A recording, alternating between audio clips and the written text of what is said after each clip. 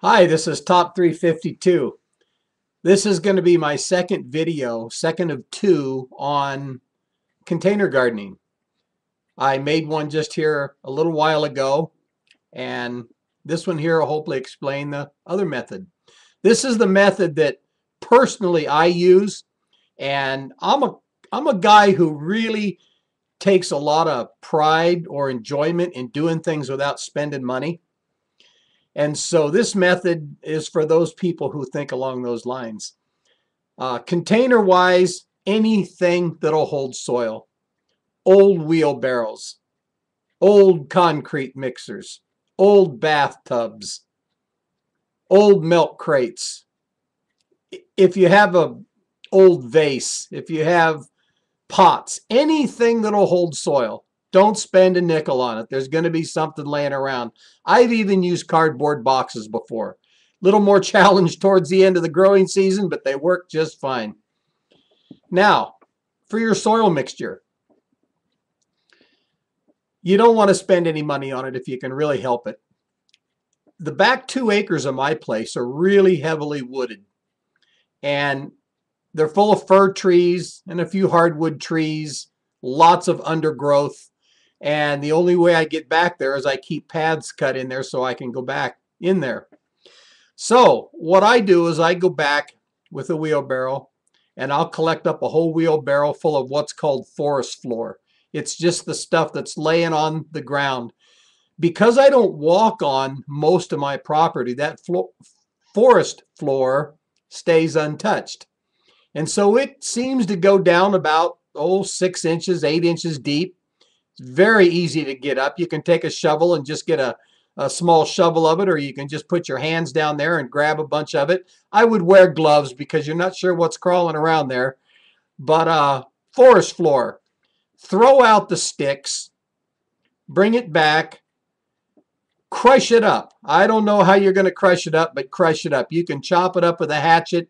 You can put it in a food processor. You can just wad it up in your hands. You can chop it with a knife. Do whatever, but get it into real small little pieces. The smaller, the better. Go somewhere where you can dig a little hole and get some soil. You want to mix this about 50-50, the forest floor with the soil. Just mix it all together real good and fill your pot. That should give you just about everything you need to start the whole process. In fact, I've grown many container gardenings without ever adding any fertilizer. In that forest floor, another thing that I would add is a little bit of fresh cut grass. That'll supply all the nitrogen you need fairly quick. And you just, once again, you want to chop it up real good, make it real small, and you don't want to see or be able to identify much of anything. You just want it to all blend together with the dirt and look like dirt. You fill your pots up, and once again, because of the fact that this is the method that I've came to over the years, I use seed. I plant my seeds, water it all in pretty good, and then simply put it in a sunny location. I still believe that the moisture meter is the way to go, although you can stick your finger right down in the soil and pull it out, and if there's a whole lot of soil stuck to it that feels wet, it's probably too wet. If you pull out a small little clump of soil and you kind of form it into a ball and it falls apart real easy, it's probably fairly close. If it crumbles and just looks like dust, it's probably dry and needs watering. If it just goes together and looks real wet, it's probably over wet. So those are 3 guidelines if you don't want to use a moisture meter, but by golly, that moisture meter is a good investment. It's accurate, tells you what your moisture is, and like I say, in a lot of cases, it will tell you right on the meter whether to water or not. You can usually buy one for $10 to $15. That's what I spent on mine. I've had it for years and it works fine.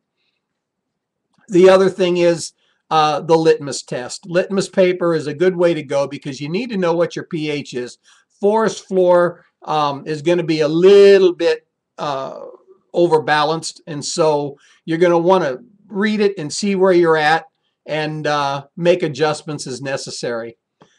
I'll come back on the third video and begin to talk a little bit about fertilizing and what I use and how I make my adjustments.